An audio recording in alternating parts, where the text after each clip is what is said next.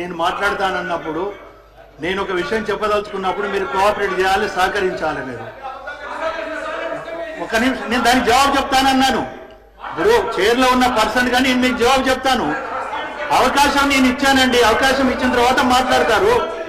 మీరు మీరు కేటీఆర్ గారు నేను చెప్తాను మీకు జవాబు అన్నాను. ఇప్పుడు మీరు వినదలుచుకోలేదే చెప్పేది, నేను చెప్పేది వినండి. రాజేశ్వర రెడ్డి గారు మాట్లాడుతున్నారు, మాట్లాడిస్తున్నా కదా.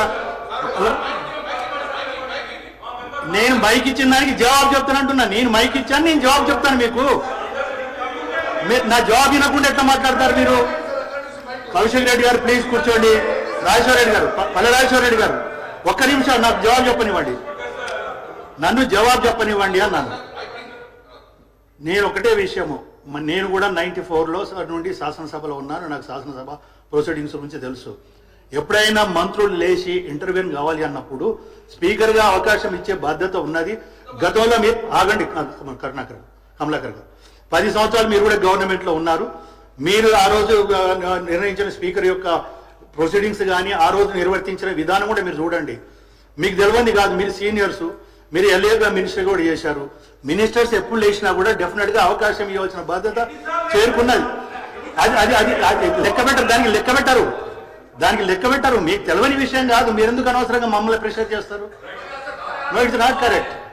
ప్లీజ్ రాజేశ్వర రెడ్డి గారు, మీరు దయచేసి ఒకటే నేను రాజేశ్వర రెడ్డి గారు కోరేది, ప్రొవకేషన్ లేకుండా మాట్లాడండి, సబ్జెక్టు మాట్లాడండి. నేను ఒక్క మాట అధ్యక్ష, మీరు పెద్దలు, మీరు చాలా సీనియర్ శాసనసభ్యులుగా ఉన్నారు, మీ అందరికీ తెలుసు. ఒక్కటే మాట్లాడే ఫౌతి అనగానే వారు మాట్లాడే, అన్వేదారి కాలంలోనే మీరు మాట్లాడే, అన్ని రాష్ట్రం చెప్పండి అధ్యక్ష. నేను చెప్పిన తప్పైనా మీరు చెప్పొచ్చు కదా. నేను చెప్తున్నా కట్టుబడిన అధ్యక్ష, మీరు చేస్తున్న భూభారతులు భాగంగా చేస్తున్న అవన్నీ కూడా సరైనది కాదు. అది మ్యుటేషన్ పద్ధతి కానీ, ఫౌతి సిస్టమ్ కానీ, అన్వోదార్ కాలం పెట్టడం కానీ, లేక ఒక మాన్యువల్ పహాని పెట్టడం కానీ, ఇవన్నీ సరైన పద్ధతులు కాదు. దీనివల్ల ఇప్పటికే 1,55,00,000 మంది ఎకరాలకు సంబంధించిన వాళ్ళందరూ నష్టపోతారని చెప్పేసి మీ ద్వారా ప్రభుత్వానికి నేను తెలియజేస్తున్నా. అదేవిధంగా పోడు భూములకు సంబంధించింది కూడా గత ప్రభుత్వంలో 4,06,369 ఎకరాలకు సంబంధించింది టైటిల్ డీడ్స్ ఇచ్చినాం. ఇంకొంతమంది వాళ్ళు ప్రస్తుతం ఎదురు చూస్తున్నారు. వాళ్ళందరికీ టైటిల్ డీడ్స్ ఇవ్వడమే కాకుండా రైతు బంధు, రైతు బీమా, అదేవిధంగా అన్ని ఇచ్చినాం. కాబట్టి మీరు మిగతా వాళ్ళు ఎవరైతే ఉన్నారో వాళ్ళందరూ కూడా ఇవ్వాలని చెప్పేసి మీ ద్వారా వారిని కోరుతున్నా.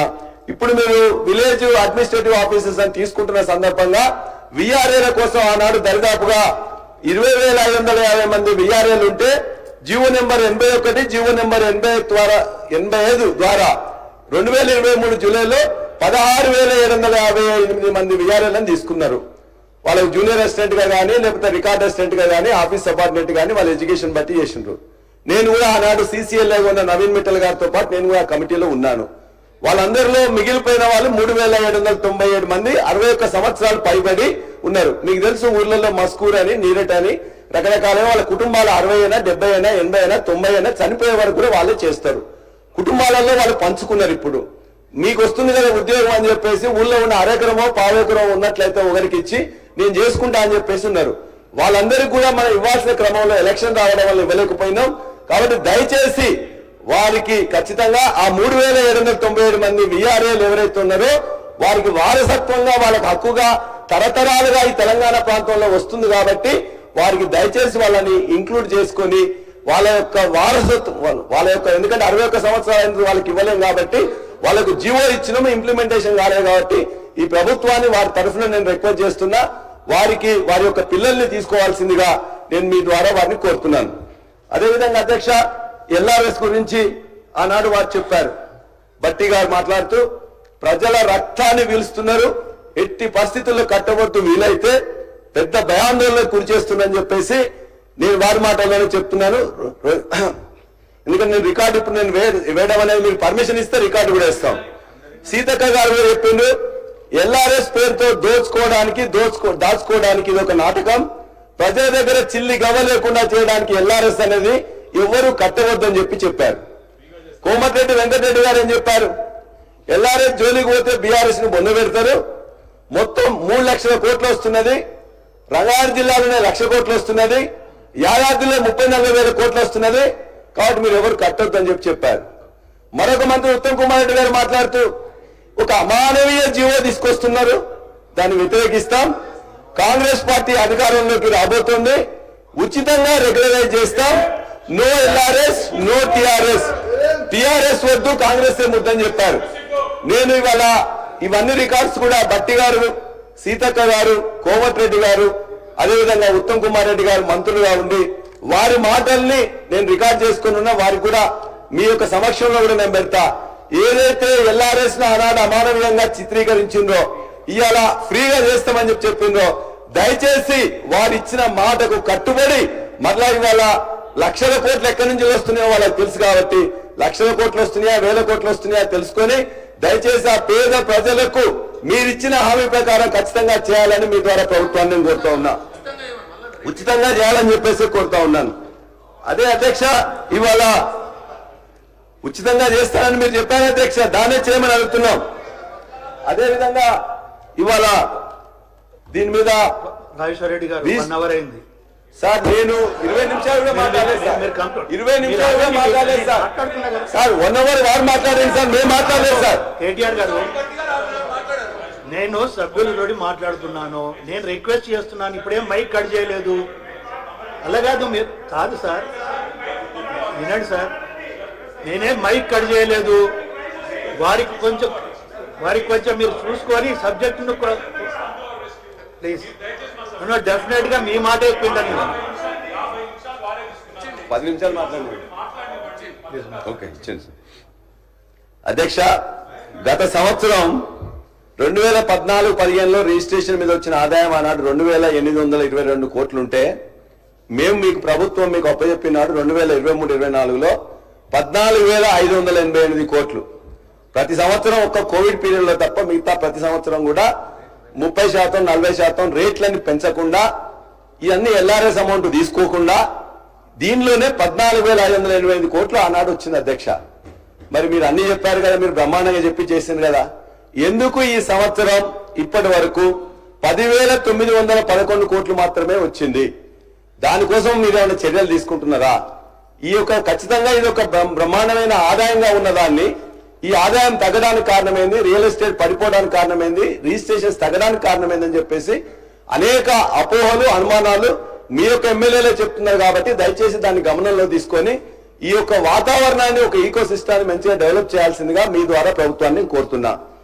అధ్యక్ష, చివరిగా ఒక మాట, ఇందులో ఈ రెవెన్యూ మీద చివరిగా ఒక మాట ఏంటంటే, ఇవాళ తెలంగాణలో వారు చెప్పారు, బట్టి గారు పదే చెప్పారు, ఎందుకంటే కమ్యూనిస్టు ఉద్యమం జరిగిన జిల్లా నుంచి వారు ఉన్నారు కాబట్టి, అదే జిల్లా నుంచి రెవెన్యూ శాఖ మంత్రి ఉన్నారు కాబట్టి, భూమికున్న బంధంలో ఇవాళ 71 లక్ష మంది రైతులకు సంబంధించిన 1,55,00,000 ఎకరాలకు మాత్రం దయచేసి వాళ్ళని ఇబ్బంది పెట్టి వాళ్ళని గుంజుకుందామని చూస్తే మాత్రం ఏదైతే ఆనాటి తెలంగాణ సాయుధ పోరాట స్ఫూర్తి కావచ్చు, నిన్నగాక మొన్న గుంజుకుందామని పనిచేస్తున్న లగచర్ల పోరాట స్ఫూర్తితో ఖచ్చితంగా ఏ చట్టాలున్నా కూడా ఆ చట్టాలను వేరే విధంగా ఉపయోగించేసి నిరుపేద రైతులు ఎవరైతే ఇవాళ ఉన్నారో వాళ్ళ దగ్గర నుంచి వెళ్ళి గుంజుకోవాలని చూస్తూ బీఆర్ఎస్ పార్టీ చూస్తూ ఊరుకోవాలని చెప్పి మాత్రం ప్రభుత్వాన్ని తెలియజేస్తున్నా. అదేవిధంగా హౌసింగ్ అధ్యక్ష, హౌసింగ్ ఇవాళ హౌసింగ్ మీద మొన్న ఒకటి పెట్టారు, ఇవాళ ఒకటి పెట్టారు అధ్యక్ష. గతంలో మొన్న బడ్జెట్ లో కూడా వారు చెప్పినప్పుడు, గత బడ్జెట్ లో కూడా మేము 3,500 ఒక కాన్స్టిట్యున్సీకి ఇస్తాం, అదేవిధంగా 4,50,000 మందికి ఇస్తున్నాం, దరిదాపుగా దానికి కావాల్సిన బడ్జెట్ కూడా పెడుతున్నామని గత బడ్జెట్ లో పెట్టారు సంవత్సరం కింద. ఈ సంవత్సర కాలంలో ఏమైనా ఇచ్చిందా అంటే ఒక్కటి కూడా, ఒక్క ఇటుక పెట్టలేదు, ఒక్క ముగ్గు పోయలేదు, ఏం చేయలేదు అధ్యక్ష. మరలా ఇవాళ ఎలక్షన్, ఇప్పుడు వచ్చిన బడ్జెట్ లో, ఈ బడ్జెట్ లో దరిదాపుగా మరలా సేమ్ అదే రిపీట్. అక్కడ ఏం చెప్పిందో ఇక్కడ అదే చెప్పారు. అక్కడికి ఇక్కడికి తేడా ఏంటంటే అధ్యక్ష, అప్పుడు 4,50,000 మందికి ఇస్తామని చెప్పారు, ఎస్సీ ఎస్టీ కూడా ₹1,00,000 అదనంగా ఇస్తామని అక్కడ చెప్పింది, ఇలా ₹1,00,000 తీసేసింది. కాబట్టి మరి ఇప్పుడు మీరు ఇచ్చే దాంట్లో మీరు ఏదైతే గ్రౌండ్ చేస్తుందని చెప్పేసి అన్నారో ఆ గ్రౌండ్ చేసింది కూడా మీరు చూసినట్లయితే ఇవాళ దరిదాపుగా అంటే మనకు కావాల్సిన అమౌంట్ ఈ యొక్క హౌసింగ్ మీద 2024-25కు మీరు చెప్పింది వాస్తవం అయితే దానికి 23,625 కోట్లు కావాలి. 2025-26 సంబంధించింది 23,625 కోట్లు కావాలి. మొత్తం 47,250 కోట్లు మీరు చెప్పిన 2 బడ్జెట్లు పెట్టిన దానికోసం రిక్వైర్మెంట్ ఉంది. మీరు పెట్టింది ఎంత? 12,571 కోట్లు. ఇది ఎంతమంది సరిపోతుంది? 2,51,000 సరిపోతుంది. మరి మీరు ఒక్క సంవత్సరంలో పెన్షన్ ఇచ్చిన దానిలో కూడా సగం దానికి కూడా సరిపోదు. మరి ఎట్లా ఈ ఇళ్లను మీరు కట్టబోతున్నారో దయచేసి మీరు తెలియజేయాల్సిందిగా మంత్రి గారిని అడుగుతున్నా. అదేవిధంగా ఎస్సీ ఎస్టీలకు ₹1,00,000 తీసేసిండ్రు. ₹1,00,000 తీసేసిందా? పొరపాటున మిస్ అయిందా? ఒకవేళ పొరపాటున మిస్ అయితే ఇస్తామని చెప్పండి. ఒకవేళ ఇవ్వడానికి ఎక్కడ మార్గం అంటే ఇవాళ ఫైనాన్స్ మినిస్టర్ గారు పదే చెప్తున్నారు ఎస్సీ ఎస్టీ నిధుల మీద సరిగ్గా ఇంతకుముందు వాళ్ళేదనో ఇప్పుడు వాళ్ళేదనో ఆ ఎస్సీ ఎస్టీ నిధులకు వెళ్ళైనా ₹1,00,000 చొప్పున దీన్ని తీసుకొని ఇస్తే బాగుంటుందని చెప్పేసి మీ ద్వారా విజ్ఞప్తి చేస్తున్నా. ఆనాడు గృహలక్ష్మి అని చెప్పేసి సొంత స్థలం ఉన్న వారికి 3 లక్షలు గత ప్రభుత్వం శాంక్షన్ చేసింది. కొంతమంది ఇల్లు కట్టుకున్నారు. వాటిని దయచేసి కన్వర్ట్ చేసి ఇందిరమ్మ ఇల్లుగా మార్చి ఎవరైతే ఇల్లు కట్టడం మొదలు పెట్టిండ్రో కట్టడం ఉన్నదో ఆ విధంగా చేసినట్లయితే వాళ్ళకు కూడా మీకు కూడా ఆ ఇందిరమ్మ ఇల్లులో ఇంక్లూడ్ చేయాల్సిందిగా మీ ద్వారా నేను కోరుతున్నాను. అదేవిధంగా మీరు చెప్పిన ఏదైతే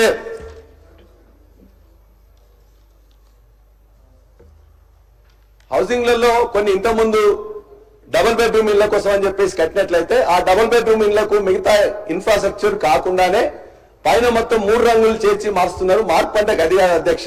దానికి కావాల్సిన ఇన్ఫ్రాస్ట్రక్చర్ ఇచ్చేసి ఎవరైతే ఇంతకుముందు ఇచ్చిన వాళ్ళు ఉన్నారో వాళ్ళకే దయచేసి లేకపోతే మరలా లబ్ధిదారులను కూడా ఎంపిక చేస్తే అయిన దగ్గర వాళ్ళకి ఇవ్వండి, కాని దగ్గర మళ్ళీ మీరు చేస్తే బాగుంటుందని ఉట్టిగా రంగులేసినంత మాత్రం మార్పు కాదు అధ్యక్ష.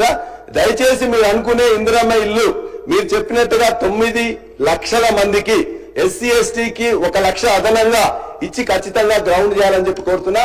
మీరు ఇలా గ్రౌండ్ చేసింది ఈ రాష్ట్రంలో వచ్చిన అప్లికేషన్ చూసుకున్నట్లయితే 0.6%. మా జనగామ కాన్స్టిట్యున్సీకి సంబంధించింది. నేను మీకు మొత్తం కూడా లెక్కలు కూడా ఇక్కడ పంపిస్తాను.